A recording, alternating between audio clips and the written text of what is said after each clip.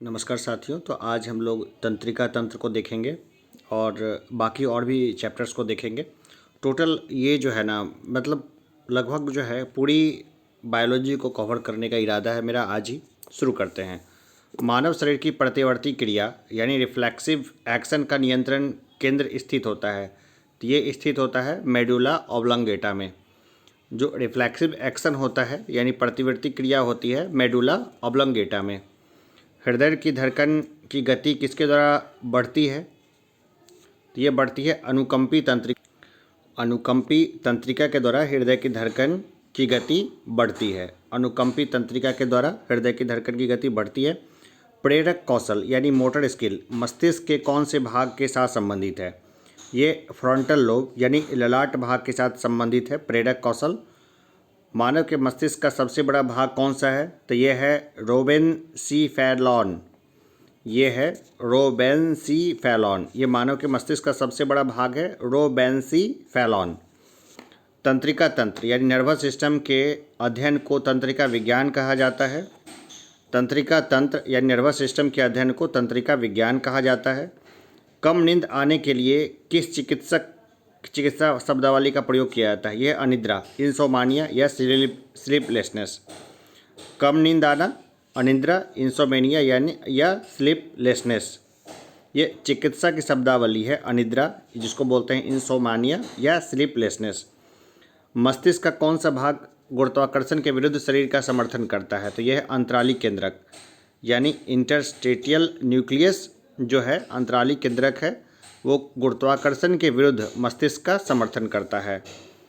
औसतन एक सामान्य मस्तिष्क का भार कितना होता है? तो वो होता है 1.36 किलोग्राम। 1.5 किलोग्राम रफली लोग बोलते हैं, लेकिन वो होता है 1.36 किलोग्राम। शरीर में प्रतिवर्ती प्रक्रियाओं का नियंत्रण एवं समन्वय कौन करता है? तो ये कहता है मेरिडोजिव यानी स्पाइनल कॉर्ड। सेरेब्रल पॉलिसी का मस्तिष्क संबंधी विकार है जो सामान्यतः छोटे बच्चों में पाया जाता है। सेरेब्रल पॉलिसी का मस्तिष्क संबंधी विकार है जो सामान्यतः छोटे बच्चों में पाया जाता है। तंत्रिका तंत्र का विकास सर्वप्रथम किस जीव में माना जाता है? तो हाइड्रा में। तंत्रिका तंत्र का विकास सर्वप्रथम कहाँ हुआ? हाइड्रा में हुआ।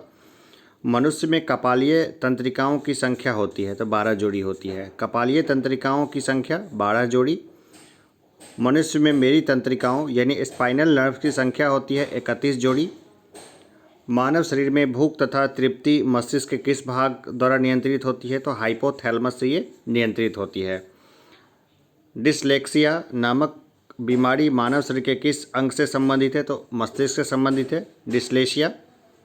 शरीर के अन्य सभी अंगों की तुलना में किस अंग को ऑक्सीजन की आवश्यकता सर्वाधिक होती है? तो देखिए मस्तिष्क को सबसे ज़्यादा ज़रूरत जो होती है मस्तिष्क को होती है। हमारे शरीर के ऊर्जा का 20% हिस्सा भी जो है अकेला मस्तिष्क खर्च करता है।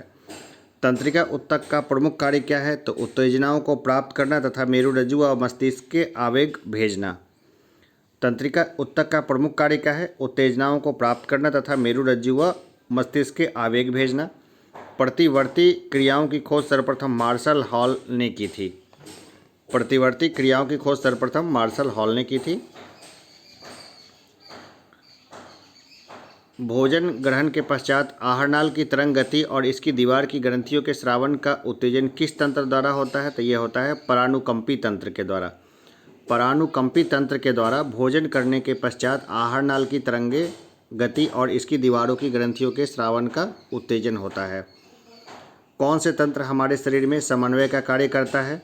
यह तंत्रिका एवं अंतःस्रावी तंत्र इंडोक्राइन सिस्टम जो है हमारे शरीर में समन्वय का कार्य करता है। जो मनुष्य यह नहीं समझ पाता कि कब उसे भोजन करना रोक देना चाहिए, वह किस रोग से पीड़ित है? तो बुलिविया। वह बुलिविया रोग से पीड़ित है। जैविक घड़ी यानी बायोलॉजिकल क्लॉक मानव शरीर के किस अंग में स्थित होती है? तो ये हाइपोथैलेमस में स्थित होती है। एपीथैलेमस किन ग्रंथियों से निर्मित होता है? तो पिनियल ग्रंथि और हैबिन्यूला से। एपीथैलेमस जो होता है वो पिनियल ग्रंथि और हैबिन्यूला से संबंधित होता है। मानव शरीर का कौन सा भाग अल्जाइमर रोग से प्रभावित होता है? तो मस्तिष्क। मस्तिष्क से अल्जाइमर रोग होता है। मांसपेशियों के रेशों में आवेग संचरण के लिए किस पदार्थ की आवश्यकता होती है? सोडियम की। मांसपेशियों के रेशों में आवेग संचरण के लिए किस पदार्थ की आवश्यकता होती है? तो सोडियम की होती है। मनुष्य का मस्तिष्क कितने भागों में विभाजित होता है? तो 3, सेरेब्रम, सेरिबेलम और ब्रेन स्टेम। न्यूरॉन का बाहर निकला हुआ लंबा भाग क्या कहलाता है? ये है तंत्रिकाक्ष यानी एक्सॉन। न्यूरॉन का बाहर निकला हुआ भाग, लंबा भाग तंत्रिकाक्ष है यानी एक्सॉन है। तंत्रिका कोशिकाओं के तंत्रिकाक्ष के चारों ओर किस पदार्थ का आवरण पाया जाता है? तो मेलिन का। मेलिन जो होता है वो तंत्रिका कोशिकाओं के तंत्रिकाक्ष के चारों ओर होता है। ये सुई चुभोने पर किस अंग में पीड़ा का अनुभव नहीं होता है? तो मस्तिष्क में पीड़ा का अनुभव नहीं होता है। मानव के जन्म के पश्चात किस अंग में कोशिका विभाजन नहीं होता है? तंत्रिका कोशिका में कोशिका विभाजन नहीं होता है। जन्म के से पूर्व ही कोशिका विभाजन तय होता है। चिकित्सा उपकरण और उपयोग, इसको देखते हैं। सीटी स्कैन शरीर में असामान्यता के लिए, सीटी स्कैन शरीर में असामान्यता के लिए होता है। इलेक्ट्रोकार्डियोग्राफ ये हृदय में विकार का पता लगाने में। ऑटो एनालाइजर ये जैव रासायनिक तत्वों की जांच में। पेसमेकर हृदय की गति नियंत्रित करने में। इसको देख लीजिएगा एक बार, ये पूछा जाता है। मानव मस्तिष्क का कौन सा भाग वृद्धि, स्मृति और तर्क का केंद्र होता है? तो वह है सेरिब्रम। सेरिब्रम जो है वो वृद्धि, स्मृति और तर्क का केंद्र होता है। दो तंत्रिकाएं कोशिकाओं के मिलने को क्या कहते हैं? ये कहते हैं सिनेप्सस। सिनेप्स किसको बोलते हैं? दो तंत्रिका कोशिकाओं को बोलते हैं सिनेप्स। अब देखते हैं रक्त परिसंचरण को, ब्लड सर्कुलेशन को देखते हैं। छोटा मोटा नॉइज आ रहा होगा उसको इग्नोर करिएगा, सीधे टॉपिक पे ही रहिएगा। ये छोटा मोटा नॉइज है ना, ये मोहल्ले में ये सब कॉमन चीज़ होती है। मानव शरीर में कौन सी रक्त कोशिकाएं संक्रमण से शरीर की रक्षा करती है? तो यह है WBC, वाइट ब्लड सेल। लेकिन अगर वाइट ब्लड सेल की संख्या बहुत बढ़ जाए, कितनी बढ़ जाए? 12,000 सीसी से ज़्यादा बढ़ जाए तो क्या होता है? रक्त कैंसर होता है। ये हम लोग आगे देखेंगे भी। किस रक्त समूह का व्यक्ति सर्वदाता यानी यूनिवर्सल डोनर होता है? तो ओ समूह जो है उसका जो व्यक्ति होता है यूनिवर्सल डोनर होता है। हीमोग्लोबिन मानव रक्त में पाया जाने वाला पदार्थ है जिसका प्रमुख कार्य ऑक्सीजन का परिवहन करना है। इसी कारण जो है हमारे रक्त जो है वो लाल दिखता है। वृद्ध व्यक्ति का रक्तदाब सामान्यतः बढ़ जाता है। जो व्यक्ति वृद्ध होते हैं ना उनका रक्तदाब सामान्यतः बढ़ जाता है। एक सामान्य व्यक्ति के रक्त का औसत पीएच मान कितना होता है? तो 7.37 से 7.45 पीएच तक। ये देख लीजिएगा, ये घोटने का चीज़ है कि एक सामान्य व्यक्ति के रक्त का औसत पीएच होता है 7.35 से 7.45 पीएच तक। रक्त समूहों यानी ब्लड ग्रुप्स के खोजकर्ता कौन थे? तो ये थे कार्ल लैंडस्टीनर। रक्त समूहों के खोजकर्ता कौन थे? तो ये थे कार्ल लैंडस्टीनर। RH कारक का नाम किस जंतु से संबंधित है? तो बंदर से संबंधित है। RH कारक का नाम किस जंतु से संबंधित है? बंदर से। AB रक्त वर्ग का व्यक्ति किसी भी रक्त वर्ग के व्यक्ति का रक्त ले सकता है, इसलिए इन्हें सार्वभौमिक प्राप्तिकर्ता यानी यूनिवर्सल रिसीवर कहा जाता है। श्वेत रुधिर कणिकाओं का प्रमुख कार्य है शरीर की प्रतिरक्षा। श्वेत रुधिर कणिकाओं का प्रमुख कार्य है शरीर की प्रतिरक्षा। रुधिर के जमने से किस खनिज की आवश्यकता होती है? ये कैल्शियम। इसको तो Ca++ याद रखिए। कैल्शियम की आवश्यकता होती है रुधिर के जमने में। लाल रक्त कणिकाएं शरीर के किस अंग में नष्ट होती हैं? तो प्लीहा में, स्प्लीन में जाके नष्ट हो जाती हैं ये। मनुष्य का औसत रक्तचाप कितना होता है? 120/80 mmHg। ये इसका नॉर्मल है। 120/80 mmHg। रक्त किस प्रकार का ऊतक है? तो देखिए तरल संयोजी ऊतक है। रक्त जो है वो तरल संयोजी ऊतक है यानी फ्लूइड कनेक्टिव टिश्यूज़ है। रक्त किस प्रकार का ऊतक है? तरल संयोजी ऊतक, फ्लूइड कनेक्टिव टिश्यूज़। यदि एक पिता का वर्ग रक्त वर्ग A है और माता का रक्त वर्ग O है तो उनकी संतान रक्त वर्ग कौन सा होगा? ये होगा A अथवा O, दोनों में से कोई भी एक हो जाएगा। या तो पिता का ले लेगा या माता का ले लेगा। रुधिर प्लाज्मा में प्रतिरक्षी प्रोटीन्स एंटीबॉडी किसके कारण निर्मित होता है? लिम्फोसाइट से। रुधिर प्लाज्मा में प्रतिरक्षी प्रोटीन्स किसके कारण निर्मित होता है? तो लिम्फोसाइट से होता है। दिल का दौरा पड़ने, हार्ट अटैक के पहले घंटे को किस नाम से जाना जाता है? ये गोल्डन आवर होता है, यानी इस समय अगर उसको डॉक्टरी सहायता मिल गई तो वो बचा लिया जाएगा। मनुष्य के शरीर में रक्त का दाब कितना होता है? तो वायुमंडलीय दाब से अधिक होता है रक्त का दाब। हृदय के संकुचन से धमनियों की दीवारों पर पड़ने वाला दाब रुधिर दाब यानी ब्लड प्रेशर कहलाता है। चलिए आगे एकदम कंटिन्यू रहते हैं।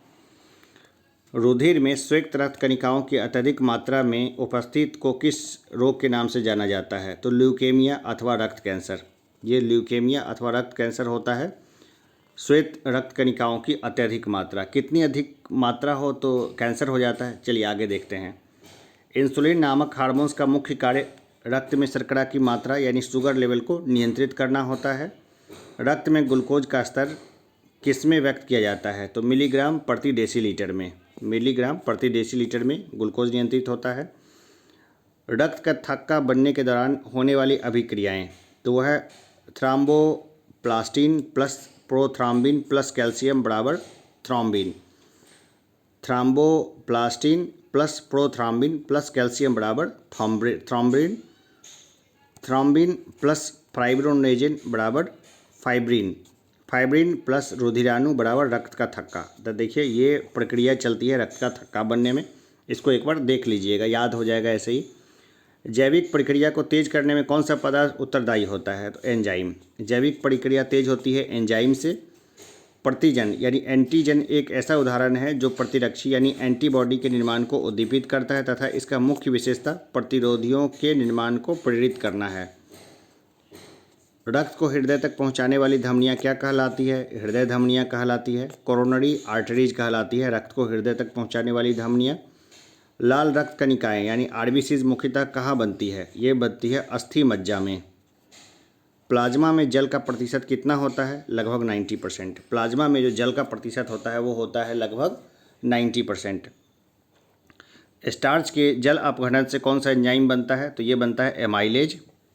रक्त का थक्का यानी ब्लड क्लॉटिंग बनने में फाइब्रोनोजिन का फाइब्रिन में परिवर्तन थ्रोम्बिन एंजाइम के कारण होता है।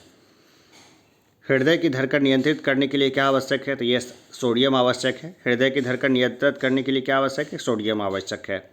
एंजाइम एक प्रकार का है तो जैव उत्प्रेरक है यानी बायो कैटलिस्ट है। एक धड़कन या हृदय गति की एक आवृत्ति में लगभग कितना समय लगता है? तो 0.8 सेकेंड लगता है। रक्त दाब का नियंत्रण किस ग्रंथि के द्वारा होता है? तो अधिवेग ग्रंथि यानी एड्रिनल ग्लैंड के द्वारा ये होता है रक्त दाब का नियंत्रण। चलिए आगे देखते हैं। अत्यधिक ऊंचाई पर जाने पर मानव शरीर में लाल रक्त कणिकाओं की संख्या पर क्या प्रभाव पड़ता है? तो लाल रक्त कणिकाओं की संख्या में वृद्धि होती है। एनीमिया रोग किस पोषक पदार्थ की कमी के कारण होता है? तो फॉलिक एसिड। फॉलिक एसिड की कमी रहेगी तो एनीमिया रोग हो जाएगा। मानव शरीर की सबसे लंबी शिरा कौन सी है? तो ग्रेट सैफिनस शिरा जो पैर में उपस्थित होती है, ग्रेट सैफिनस शिरा मानव की सबसे लंबी शिरा। रक्त कैंसर होता है जब श्वेत रक्त कणिकाओं की संख्या हो जाती है 12,000 सीसी, इतनी हो जाती है ना तो रक्त कैंसर हो जाएगा। रक्तदाब के उपचार में किस कणिकाओं पौधों का प्रयोग किया जाता है? देखिए सर्पगंधा। लोग सर्पगंधा लगाते हैं घरों में कि ताकि सांप ना आए। उसका एक सबसे बड़ा जो काम है ना वो ब्लड प्रेशर को वो नियंत्रित करता है। इसकी ज़रूरत से उसकी दवा बनाई जाती है। मानव शरीर की सबसे बड़ी धमनी कौन सी है? तो यह है महाधमनी यानी एरोटा। किस अंग को मानव शरीर का रक्त बैंक कहते हैं? तो प्लीहा यानी स्प्लीन को बोलते हैं। रक्तचाप रक्तदाब मापने के लिए किस उपकरण का प्रयोग किया जाता है? तो स्फिग्नोमैनोमीटर का उपयोग किया जाता है। अशुद्ध रक्त का प्रवाह हृदय, महाधमनी, धमनियाँ, धमनिकाएँ और कोशिका अंग। इसको एक दो बार और देखिए। अशुद्ध रक्त का प्रवाह कैसा होता है? हृदय, महाधमनी, धमनिकाएँ, कोशिकाएँ, अंग। कोलेस्ट्रॉल की सामान्य सीमा मानव में होती है 150 से 260 mg/1000 ml 100 ml, 150 से 200 mg/100 ml। रक्त समूह AB को सार्वभौमिक ग्राही क्यों कहा जाता है? देखिए इसमें एंटीजन नहीं होता है तो ये कि कोई भी ब्लड ले सकता है, क्योंकि रक्त समूह में प्रतिरक्षी यानी एंटीबॉडी नहीं पाए जाते हैं तो ये सभी का ले सकता है। एंटीबॉडी इसमें नहीं पाया जाता है इसलिए सभी ब्लड ले सकता है कोई भी। प्रतिरक्षी यानी एंटीबॉडी क्या है? तो ये ग्लाइकोप्रोटीन है। एंटीबॉडी क्या है? तो ग्लाइकोप्रोटीन है। सिकल सेल एनीमिया का रोग किसकी विकृति से होता है? तो ये RBC से होता है। सिकल सेल एनीमिया का रोग किसकी विकृति से होता है? तो RBC से। रक्त परिसरण से संबंधित अंग, हृदय। हृदय की बात करें तो रक्त के संपूर्ण शरीर में प्रवाहित करना है। हृदय जो है वो रक्त को संपूर्ण शरीर में प्रवाहित करना है। धमनियाँ, रक्त को हृदय के अंगों तक पहुंचाना है। शिराएं, रक्त को शरीर से हृदय तक पहुंचाना। कोशिकाएं, धमनी तथा शिरा के रक्त का सम्मिलन। एक दो बार और देखिएगा इसको। रिसैरपिन नामक औषधि का प्रयोग किस लिए किया जाता है? तो उच्च रक्तदाब को कम करने के लिए। कौन सी कोशिका प्रतिरक्षी एंटीबॉडी का उत्पादन करती है? तो यह है लिम्फोसाइट। लिम्फोसाइट जो है ना, वो कोशिका प्रतिरक्षी का उत्पादन करती है। हृदय के ऑक्सीजन युक्त रुधिर यानी ऑक्सीजनेटेड ब्लड को शरीर के विभिन्न अंगों में ले जाता है, उन्हें धमनियाँ कहा जाता है। रक्त से उपस्थित प्रमुख पदार्थ। रक्त प्लाज्मा, हल्के पीले रंग का तरल पदार्थ। एल्बुमिन, ओस्टोमिक दाब स्थापित करता है। ग्लोब्यूलिन, संक्रामक रोगों से रक्षा करता है। फाइब्रिनोजन, रक्त का स्कंदन करता है। कणिका विहीन रक्त का तरल भाग कहलाता है प्लाज्मा। कणिका विहीन रक्त का तरल भाग कहलाता है प्लाज्मा। अभी कोविड के टाइम में प्लाज्मा के बारे में बहुत सुना होगा आपने। यदि दोनों जनकों का रुधिर वर्ग AB हो तो उनके बच्चों का संभावित रुधिर वर्ग क्या होगा? तो या तो A होगा, नहीं तो B होगा, या फिर AB होगा। स्वस्थ मनुष्य के रक्त में प्लेटलेट्स की संख्या सामान्यतः कितनी होती है? 2 लाख के करीब करीब होती है, या उससे अधिक ही होती है। एक वयस्क मनुष्य में रक्त में प्रति 100 मिलीलीटर में हीमोग्लोबिन की मात्रा कितनी होती है? तो ये होती है 14.5 ग्राम। इतना अगर है हीमोग्लोबिन तो ब्लड डोनेशन आराम से किया जा सकता है। पेप्सिन, ट्रिप्सिन एवं टाइलिन एंजाइम पाचन में सहायक होते हैं। माता पिता के रक्त समूह के आधार पर बच्चों में संभावित रक्त समूह, इसको देख लीजिए एक बार। अगर दोनों का O है तो हमेशा O ही होगा। अगर O और A है तो O होगा या फिर A होगा। O और B है तो O होगा या B होगा। O और AB है तो A या B होगा। अगर A और A है तो A होगा या O होगा। A और B है तो A होगा या B होगा, या O होगा या AB होगा। A क्रॉस B है तो या तो A होगा, नहीं तो B होगा, या फिर AB होगा। अगर B इंटू B है, यानी माँ को भी B है और पिता को भी B है, दोनों क्रॉस करते हैं, या तो B होगा नहीं तो O होगा। B और AB है तो A होगा, B होगा, या फिर AB होगा। AB और AB है तो A होगा, B होगा, या AB होगा। इसको ध्यान से देख लीजिएगा, ये पता करना बहुत आसान है। सामान्य रूप से लाल रक्त कणिकाओं की आयु कितनी होती है? तो 100 से 120 दिन होती है। रक्त में ग्लूकोज की मात्रा में वृद्धि को क्या कहते हैं? तो हाइपरग्लाइसीमिया। रक्त में ग्लूकोज की मात्रा की वृद्धि होती है हाइपरग्लाइसीमिया। रक्त संबंधी समस्याएं, जैसे उच्च रक्तदाब को बोलते हैं हाइपरटेंशन, निम्न रक्तदाब को बोलते हैं हाइपोटेंशन, हीमोफोलिया को बोलते हैं आघात से रक्तस्राव, और रक्तक को बोलते हैं हीमोग्लोबिन की कमी। अब देखते हैं अंतःस्रावी ग्रंथियों को, यानी इंडोक्राइन ग्लैंड्स को देखेंगे। तो दुग्ध निष्कासन हार्मोन यानी ऑक्सीटॉक्सिन का स्राव कौन सी ग्रंथि करती है? तो ये करती है पीयूष ग्रंथि, यानी पिट्यूटरी ग्लैंड करती है। दुग्ध निष्कासन हार्मोन यानी ऑक्सीटॉक्सिन का स्राव करती है पीयूष ग्रंथि, यानी पिट्यूटरी ग्लैंड। माँ और शिशु के मध्य गले लगना या चूमना किस हार्मोन के स्रावन को प्रेरित करता है? तो ऑक्सीटॉक्सिन को। मानव शरीर में परावटु ग्रंथि यानी पैराथायराइड ग्लैंड से स्रावित होने वाला परावटु हार्मोन, पैराथायराइड हार्मोन, रक्त में कैल्शियम और फॉस्फेट की मात्रा विनियमित करता है। किस हार्मोन में आयोडीन उपस्थित होता है? तो थायरॉक्सिन में। थायरॉक्सिन में आयोडीन उपस्थित रहता है। इंसुलिन हार्मोन किस अंग से स्रावित होता है? तो अग्नाशय से। इंसुलिन जो है वो अग्नाशय से स्रावित होता है। मनुष्य में पित्त का निर्माण यकृत लिवर में होता है तथा पित्त का संचय पित्ताशय में होता है। थायराइड ग्रंथि को थायरॉक्सिन स्रावित करने के लिए उत्तेजित करने वाली अंतःस्रावी ग्रंथि कौन सी है? तो वह है TSH, थायराइड स्टिम्युलेटिंग हार्मोन। लड़ो और उड़ो, फाइट एंड फ्लाई के नाम से किस हार्मोन को जाना जाता है? तो ये होता है एड्रीनेलिन। लड़ो और उड़ो हार्मोन के नाम से जाना जाता है एड्रीनेलिन को।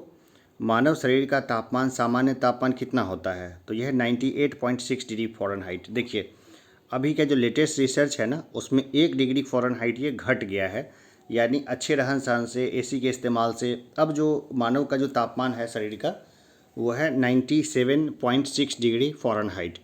तो इसको भी ध्यान में रखना है। शरीर में अतिरिक्त ग्लूकोज ग्लाइकोजिन में परिवर्तित होकर यकृत में सुरक्षित रहता है। शरीर में कौन सी ग्रंथियाँ वाहिनीहीन होती हैं? तो ये होती है अंतःस्रावी ग्रंथियाँ। अंतःस्रावी ग्रंथियाँ जो होती है वो डक्टलेस होती है, यानी कि वाहिनी विहीन होती है। पशुओं के थनों में दूध उतारने के लिए किस हार्मोन की सुई का लगाई जाती है? तो ऑक्सीटॉसिन हार्मोन की सुई लगाई जाती है।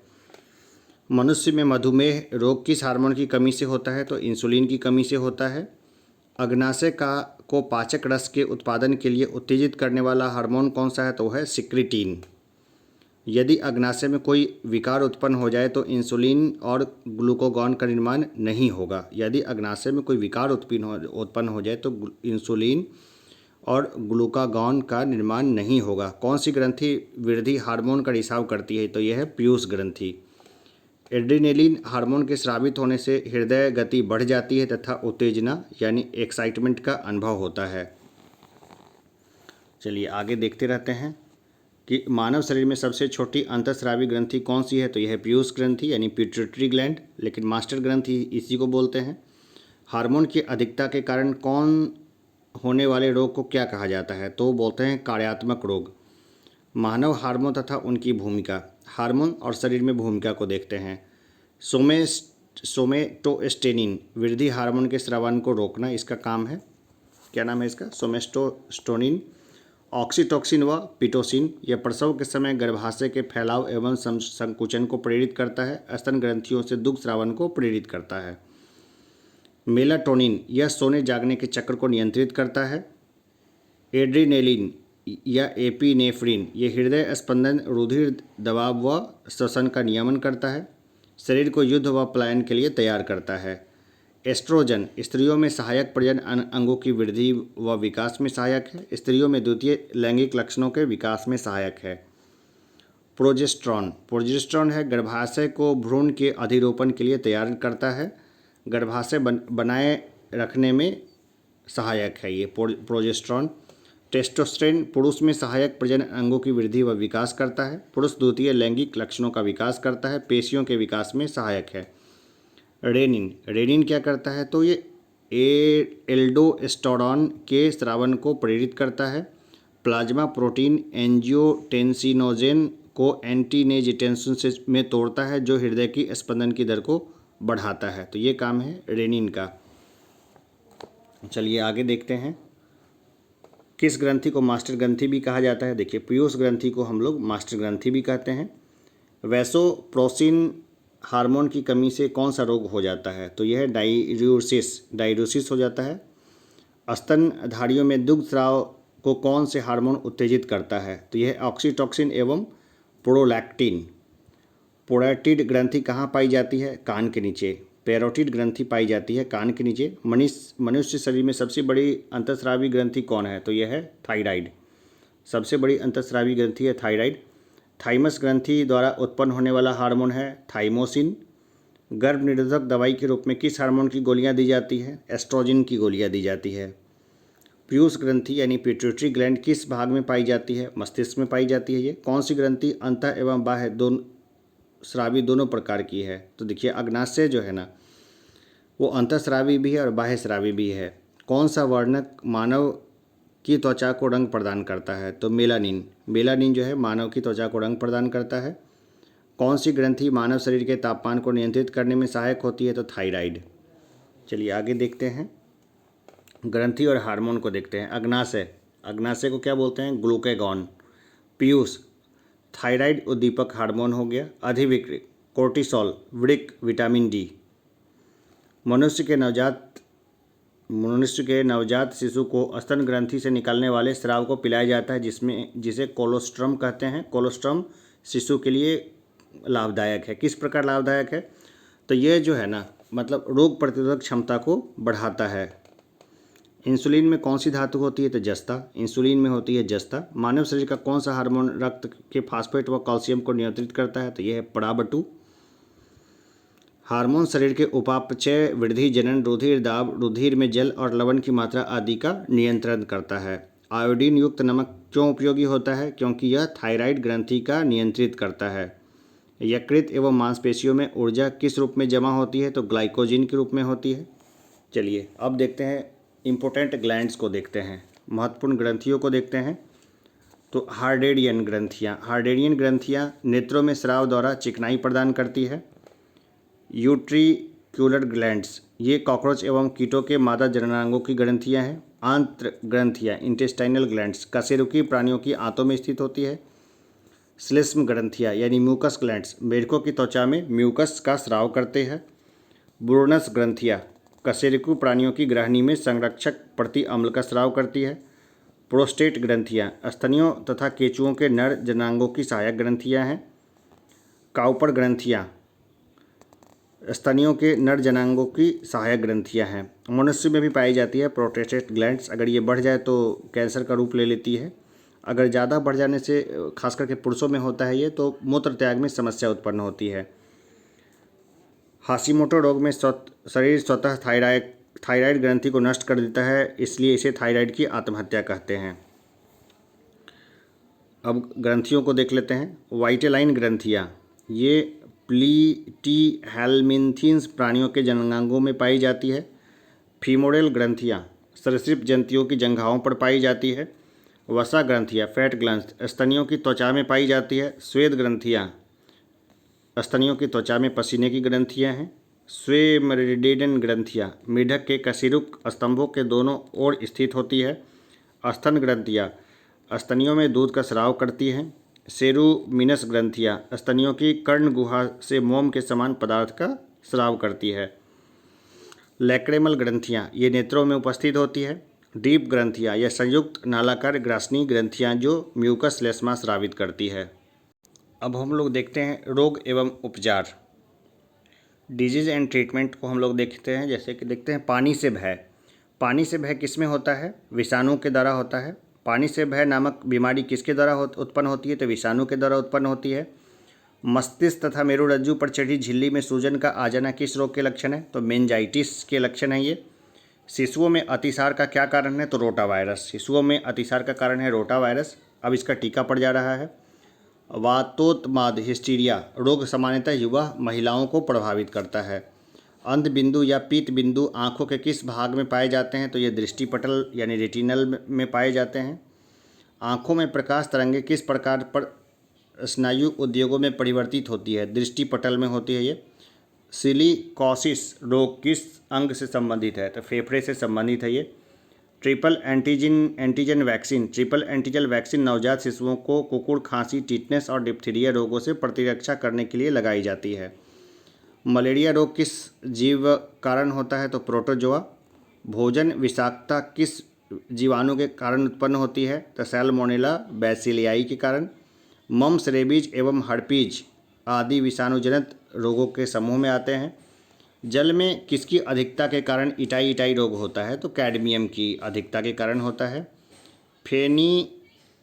फेनिलकीटोन्यूरिया रोग किससे संबंधित है? ये मानसिक जड़ता से संबंधित है। काफ़ी लंबा नाम है। इसको बोलते हैं फेनिलकीटोन्यूरिया। फेनिलकीटोन्यूरिया रोग मानसिक जड़ता से। पोटेशियम अल्पता किससे संबंधित है? तो निम्न रक्तचाप से। मलेरिया में कौन सा अंग प्रभावित होता है? तो प्लीहा होता है। स्प्लीन प्रभावित होता है। आनुवांशिक रोग लिंग सहलग्न यानी रॉयल हीमोफीलिया। भारत में मलेरिया के 65% रोगियों के लिए पी-वाईवैक्स परजीवी उत्तरदायी है। हीमोफीलिया एक आनुवांशिक विकार है जिसमें रक्त का स्कंदन नहीं होता है। पेयजल में नाइट्रोजन की अधिक मात्रा होने के कारण ब्लू बेबी सिंड्रोम नामक बीमारी होती है। तो ब्लू बेबी सिंड्रोम किसके कारण होती है? तो नाइट्रोजन की अधिक मात्रा के कारण। अब आगे देखते हैं। डेंगू बुखार होने पर मानव शरीर में किसकी कमी होने लगती है? तो प्लेटलेट्स की। डेंगू बुखार होता है तो प्लेटलेट्स की कमी होने लगती है। मलेरिया प्लाज्मोडियम नामक परजीवी की खोज किस वैज्ञानिक ने की थी? तो सर रोनाल्ड रॉस ने की थी। ट्यूमर की पहचान के लिए किस रेडियोधर्मी समस्थानिक का प्रयोग किया जाता है? तो आर्सेनिक 74 का। यदि मूत्र के साथ एल्बुमिन की मात्रा आ रही हो तो वृक्क के प्रभावित होने की संभावना होती है। साल्क टीका किस रोग से संबंधित है? तो पोलियो से संबंधित है। एथलीट फूड किस बीमारी से होती है? तो फफूंद से होती है। मनुष्य के शरीर में रक्त प्रवाह की गति नापने के लिए किस रेडियो एक्टिव तत्व का प्रयोग किया जाता है? तो रेडियो सोडियम का प्रयोग किया जाता है। पॉलिश युक्त चावल के सेवन से कौन से रोग होने की संभावना होती है? बेरी होती है। प्लाज्मोडियम परजीवी का वाहक जीव कौन है? तो ये मच्छर है। हानिकारक विकिरणों से मनुष्य के अंगों में से मस्तिष्क सबसे कम तथा आंखें सबसे अधिक प्रभावित होती है। एमआरआई का पूर्ण रूप क्या है? तो इसको बोलते हैं magnetic resonance imaging. Magnetic resonance imaging MRI. BMD परीक्षण किसी की पहचान के लिए किया जाता है? तो अस्थिरंध्रता यानी ऑस्टियोपोरोसिस के लिए। जीका वायरस का वाहक कौन सा है? तो ये एडीज मच्छर है। मधुमेह के उपचार में प्रयोग होने वाला हार्मोन इंसुलिन का आविष्कार किसने किया? ये किया था एफजी बैटिंग ने। पर्यावरणीय प्रदूषण इन्वायरमेंटल पॉल्यूशन द्वारा होने वाली बीमारी एम्फाइसीमा से फुफ्फुस फेफड़े प्रभावित होते हैं। मानव शरीर का कौन सा अंग अल्जाइमर रोग से प्रभावित होता है? तो मस्तिष्क होता है अल्जाइमर से। पोलियो टीके की खोज की थी जोनास साल्क ने 1952 में। पोलियो एक विषाणु जनित रोग है जिसका वायरस शरीर में दूषित भोजन तथा जल के माध्यम से प्रवेश करता है। मस्तिष्क की बीमारी को किसे पहचाना जाता है? तो विद्युत मस्तिष्क लेख से यानी ईईजी इलेक्ट्रोइंसेफेलोग्राफ से। सामान्य जुकाम यानी कॉमन कोल्ड किस वायरस से होता है? रीनो वायरस से। रीनो वायरस से अगर कोई संक्रमित हो जाए तो उसको कोरोना नहीं होगा। इंसोमिया नामक रोग किससे संबंधित है? तो सूंघने की शक्ति, घ्राण संवेदना की कमी से। सल्फा दवाइयाँ किन बीमारियों के उपचार के उपयोगी है? तो जीवाणु जनित बीमारियों के लिए। डीपीटी वैक्सीन का प्रयोग किन बीमारियों से बचाव के लिए किया जाता है? डिप्थीरिया, काली खांसी और टेटेनस से। डीपीटी डिप्थीरिया, काली खांसी और टेटेनस। हृदय की धड़कन किस तत्व द्वारा नियंत्रित होती है? तो पोटेशियम से। पोटेशियम से हृदय की धड़कन नियंत्रित होती है। अब देखते हैं जीवाणु जनित रोग को। तो देखिए हैजा जीवाणु जनित है। ये होता है विब्रियो कोलेरी से। Diphtheria Corynebacterium diphtheriae. क्षय रोग माइकोबैक्टीरियम ट्यूबरक्लोसिस। कोड Mycobacterium leprae. Tetanus Clostridium tetani. Typhoid Salmonella typhosa. Plague Pasteurella pestis. काली खांसी Bordetella pertussis. Pneumonia Diplococcus pneumoniae. Gonorrhoea Neisseria gonorrhoeae. Syphilis Treponema pallidum. सुजाक गोनोकाकस गोनोरहाई। रोगों की प्रकृति, लक्षणों एवं कारणों का अध्ययन रोग विज्ञान यानी पैथोलॉजी कहलाता है। हर हॉस्पिटल में जाइएगा तो आपको एक पैथोलॉजी तो होगा वहाँ। अब आगे देखते हैं। एमिनोसैसिलिक एसिड प्रति सूक्ष्मजीवी औषधि के रूप में यक्ष्मा यानी ट्यूबरक्लोसिस और कुष्ठ यानी लेप्रोसी दोनों की चिकित्सा के लिए उपयुक्त है। संक्रमित चूहे के काटने से होता है प्लेग। अबिंदुकता यानी इंडिस्पोजिशन नामक रोग किस अंग को प्रभावित करता है? तो ये आँखों को प्रभावित करता है। निद्रा रोग यानी स्लीपिंग सिकनेस नामक बीमारी ट्रिपनोसोमा नामक प्रोटोजोआ से होती है ना। निद्रा रोग जिसमें आदमी सोता रहता है किससे होती है? तो ट्रिपेनोसोमा नामक प्रोटोजोआ से होती है। फाइलेरिया किसके कारण होती है? तो राउंड गोल कृमि के कारण होता है फाइलेरिया। राउंड वर्म के कारण होता है फाइलेरिया। HIV द्वारा होने वाला कौन सा रोग है? तो वो है एड्स। डाउन सिंड्रोम नामक आनुवंशिक विकार किसके कारण होता है? तो गुणसूत्रों की संख्या में परिवर्तन के कारण। एड्स रोग HIV नामक विषाणु से होता है जिसमें RNA एवं प्रोटीन पाया जाता है। एड्स किसका संक्षिप्त रूप है? तो एक्वायर्ड इम्यूनो डिफिशियंसी सिंड्रोम का है। एड्स वायरस HTLV-3 की खोज किसने की थी? तो ये की थी रॉबर्ट गेलो ने। एड्स के उपचार के लिए सबसे प्रयुक्त दवा कौन सी है? तो वो है जीडोउडिन यानी एजिडोथाइमिडीन। जापानी एन्सेफलाइटिस नामक विषाणु के कारण फैलती है। इसके उन्मूलन के लिए सुअरों को मानव रिहायशी क्षेत्र से दूर रखना आवश्यक है। एलिसा परीक्षण किस रोग की पहचान के लिए किया जाता है? तो एड्स के लिए किया जाता है। थैलीसीमिया के रोगी में शरीर किसके संश्लेषण की क्षमता नहीं रखता है? तो हीमोग्लोबिन की संश्लेषण नहीं कर सकता है वो। स्त्रियों की तुलना में पुरुष वर्णांधता अधिक होती है क्योंकि उनमें एक ही X क्रोमोसोम होता है। एड्स, छोटी माता एवं गलसुआ तीनों संक्रामक बीमारियां हैं। एफ्लाटॉक्सिन खाद्य विषाक्तन द्वारा कौन सा अंग प्रभावित होता है? तो यकृत प्रभावित होता है। ब्राइटस रोग से शरीर का कौन सा अंग प्रभावित होता है? गुर्दा। ब्राइटस रोग है गुर्दे से संबंधित है। इंटरफेरॉन का प्रयोग किसके नियंत्रण के लिए किया जाता है? तो कैंसर के नियंत्रण होता है इंटरफेरॉन से। सिलिकोसिस क्या है? तो फेफड़ों से संबंधित रोग है सिलिकोसिस। मक्का में सफ़ेद कली किस तत्व की कमी से होता है? जिंक की कमी से होता है। सफ़ेद कीट किस फसल का रोग है? ये सरसों का रोग है। पायरिला किस फसल में लगने वाला कीट है? ये गन्ना में लगने वाला कीट है। भिंडी में पीत वर्ण सिरा रोग सफ़ेद मक्खी से होता है। खसरा रोग को एंटीबायोटिक्स द्वारा ठीक नहीं किया जा सकता है। गामा ग्लोबुलिन इंजेक्शन का प्रयोग किस रोग के उपचार के लिए किया जाता है? तो हेपेटाइटिस के लिए। रानीखेत रोग मुर्गियों से संबंधित है। गेहूं में होने वाले 2 प्रमुख कवक रोग कौन से हैं? तो यह काला कीट और स्मट। धान का टुंगड़ो विषाणु किसके द्वारा प्रसारित होता है? ये हरी पत्ती के फूद के द्वारा होता है। बर्ड फ्लू H5N1 इन्फ्लुएंजा विषाणु के कारण होता है। आलू में ब्लैक हार्ट का कारक कौन है? तो यह है ऑक्सीजन की कमी। पशुओं में प्रोटोजोआ जनित रोग, तो देखिए रोग और रोग के लक्षण देखते हैं। तो कॉक्सीडियोसिस रक्तस्रावी आंत्रशोथ खूनी पेचिश रोग के लक्षण देखते हैं। काकीसिडियोसिस में क्या होता है? तो रक्तस्रावी आंत्रशोथ और खूनी पेचिश होती है। बेबियसियसिस इसमें तीव्र ज्वर और रक्ताल्पता होती है। थीलेडियोसिस इसमें तीव्र ज्वर और बाह्य लसिका ग्रंथियों में सूजन आती है। एनाप्लाज्मोसिस इसमें लाल रक्त कणों का विनाश हो जाता है। ट्रिप्नोसोइमेसिस इसमें ज्वर होता है और रक्त संबंधी समस्या होती है। ट्राइकोनोमेनिसिस इसमें गर्भपात व बाध्यता होती है। बी कोशिका शरीर के बाहर के आक्रमणकारियों को नष्ट करती है, जबकि टी कोशिका संक्रमित कोशिकाओं को नष्ट करती है। विषाणु जनित रोग को देख लेते हैं। छोटी माता है ना, तो छोटी माता कारण क्या है? Varicella virus. खसरा का कारण क्या है? मोरबीली वायरस। पोलियो का काम है पोलियो वायरस। रेबीज का कारण है रेबीज वायरस। चेचक का कारण है वेरिओला वायरस। देखिए जिसका नाम अलग है उसको ध्यान देना है। चेचक का कारण है वेरिओला वायरस। जननांग हर्पीज का कारण है हर्पीज वायरस। एड्स का कारण है HIV यानी ह्यूमन इम्यूनोडिफिशियंसी सिंड्रोम। हेपेटाइटिस का कारण है हेपेटाइटिस वायरस। इन्फ्लुएंजा का कारण है मिक्सो वायरस इन्फ्लुएंजाइड। गलसुआ का कारण है मम्स वायरस। और जेनाइटल हर्पीज का कारण है सिम्लेक्सेवेजेनिलिसिस। सिम्लेक्सवेजिनियलिस ये कारण है जेनाइल हर्पीज का।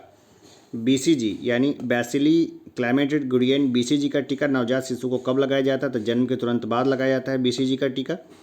यकृत शोथ कैसा रोग है? तो ये विषाणु जनित रोग है यकृत शोथ। रोगों के संचरण के लिए उत्तरदायी कीटों को क्या कहते हैं? उनको वेक्टर बोलते हैं। थैलेसीमिया एक आनुवंशिक बीमारी है। यह किसको प्रभावित करता है? ये ब्लड को प्रभावित करता है थैलेसीमिया। ग्लाउकोमा किस अंग का रोग है? तो नेत्र का रोग है ग्लाउकोमा। पोलियोमाइलेटाइसिस रोग किससे फैलता है? ये विषाणु से फैलता है। रक्त में RH क्या है? तो ये प्रतिजन है। अब देखिए कोरोना वायरस को हम लोग नहीं लेंगे क्योंकि इससे संबंधित जो है ना काफ़ी चीज़ें चर्चा में आ चुकी है, बहुत सारी चीज़ें हैं। तो कोरोना वायरस चीन के वुहान से फैला और उसके कितने बहुत लोगों की डेथ हुई उससे। और इसका कोरोना वायरस का उस समय तो कोई टीका उपलब्ध नहीं था जिस समय ये लिखा हुआ है, ठीक है ना। तो इसलिए हम लोग इसको छोड़ देंगे, ठीक है, इसको पूरा, क्योंकि ये पुरानी ही पड़ गई ये सारी चीज़। अब देखते हैं जीवाणु जनित रोग देखते हैं। तो हैजा यानी कॉलेरा कैसे होता है? विब्रियो कॉलेडी जीवाणु से होता है। डिप्थीरिया कॉरिनोबैक्टीरियम डिप्थीरियाई से होता है। क्षय रोग माइकोबैक्टीरियम ट्यूबरक्लोसिस से होता है। कोढ़ तो माइकोबैक्टीरियम लेप्रोसिस से होता है। टीटेनस क्लाइस्टीरियम टिटेनी से होता है। टाइफाइड साल्मोनेला टाइफोसा से होता है। प्लेग पास्चुरेला पेस्टिस है। काली खांसी बोर्डिटेला पर्टूसिस से होता है। ल्यूमोनिया डिप्लोकोकल न्यूमानी से होता है। गोनोरिया निसेरियाई गोनोडहोई से होता है। सिफिलिस ट्रैपनोमा पैलिडियम से होता है। सुजाक गोनोकाकस गोनोडहोई से। टिक्का रोग किससे होता है? ये मूंगफली में होता है टिक्का रोग, ठीक है ना। टिक्का रोग होता है मूंगफली में। हाइड्रोफोबिक रोग किसमें होता है? ये ईस्ट में होता है। खसरा किस संक्रमण के कारण होता है? विषाणु से होता है। जंतुओं में होने वाली फुट एंड माउथ रोग जो है विषाणु होती है विषाणु से। वृक्षों की छाल पर उगने वाले कवक कहलाते हैं कॉर्टिकोलस। खैरा रोग किसके कारण होता है? जस्ता की कमी के कारण होता है खैरा रोग। चाय में लाल रोस्ट किसके कारण है? तो हरे शैवाल के कारण। नींबू का कैंकर रोग जीवाणु से होता है। पचे हुए भोजन में मौजूद वैसेले पदार्थ का कौन सा अंग चूषण करता है? तो यकृत उसका चूषण करता है। कालाजार का संचार किससे होता है? सिकता मक्खी से। काली खांसी से बचाव के लिए शिशुओं को कौन सा टीका लगाया जाता है? डीपीटी। अब देखिए आनुवांशिकी के जनक कौन है? तो जी जे मेंडल है। सूक्ष्म जैविकी के जनक लुई पास्चर। प्रतिरक्षा विज्ञान के जनक एडवर्ड जेनर और जीवाणु विज्ञान के जनक रॉबर्ट कोच।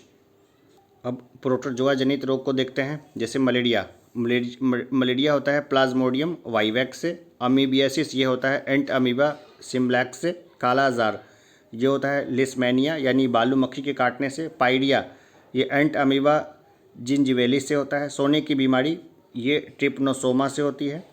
फुफ्फुस धूलमीयता से कोयला खनन उद्योगों में कार्यरत श्रमिक रोगग्रस्त होते हैं। अब पौधों में लगने वाले रोगों को देखते हैं। कवक जनित पादप रोग और रोगकारी कवक। आलू का विलंबित अंगमारी ये होता है फाइटोप्लिथोरा इन्फेस्टस से। आलू की पूर्व अंगमारी अल्टेरेनिया सोलनी से। मूंगफली का टिक्का रोग सर्कोस्पेरा पर्सोनेटा से। गन्ना का लाल विगलन कोलेट्रोडोमा फाल्ट्रेकम से। गेहूं का काला कीट पक्सिनिया ग्रेमिनीसस टेट्सी से। गेहूं का सल्थकंद ये होता है अस्टलीगा ट्रिटिसी से। गेहूं का चूर्ण आसिता ये होता है इरीसाइफी ग्रेमिनीसम से। क्रूसीफेरा का सफ़ेद कीट ये होता है अल्बियोगो कैंडिडा से। बाजरा का मृदु गोमला आसिता ये होता है एस्केलेरे सोपेरा ग्रैमिनिकोला से। क्रूसीफेरा का मृदु रोमिल आसिता ये होता है पोडोनस्पोरा पैरासाइटिका से। बाजरा का इरगट ये होता है क्लेविसेपस सुई फारिसिस से। आलू का वाट रोग ये होता है सिनकीट्रियम एंटोबायोटिकम से। बाजरा का ग्रीन ईयर रोग ये होता है एस्केलोरोस्पेरा ग्रेमिकोला से। राई का इरगट रोग ये होता है क्लेविसेप्स पर्पुरिया से। ब्राउन लीफ स्पॉट रोग राइज ये होता है हेलमिथोनस ओराइजी से। देखिए अब हम लोग जो है, चलिए इसी को पहले देख लेते हैं सब। विषाणु जनित पादप रोग और रोगकानी विषाणु। तंबाकू का मोज़ेक रोग टोबैको मोजाइका वायरस। आलू का मोज़ेक रोग पोर्टेटा वायरस वाई रोग। बंकी टॉप ऑफ बनाना वायरस 1। फूलगोभी का मोज़ेक रोग फूलगोभी मोज़ेक वायरस। गाजर का लाल पत्ती रोग गाजर लाल पत्ती वायरस। अब अजैविक पादप रोग को हम लोग देख लेते हैं। तो आंवले में आंतरिक निक्रोसिस ये बोरोन की कमी से होता है। नींबू में लिटिल लीफ कॉपर की कमी से। आम में लिटिल लीफ जस्ता की कमी से। मटर में मार्स रोग मैग्नीज की कमी से। धान में खैरा रोग जस्ता की कमी से। फूलगोभी में व्हीप टेल मालबिडेनम की कमी से। चुकंदर में हार्ट रॉट बोरोन की कमी से। आलू का ब्लैक हार्ट रोग भंडारण में O2 की कमी से। फूलगोभी में ब्राउनिंग बोरोन की कमी से।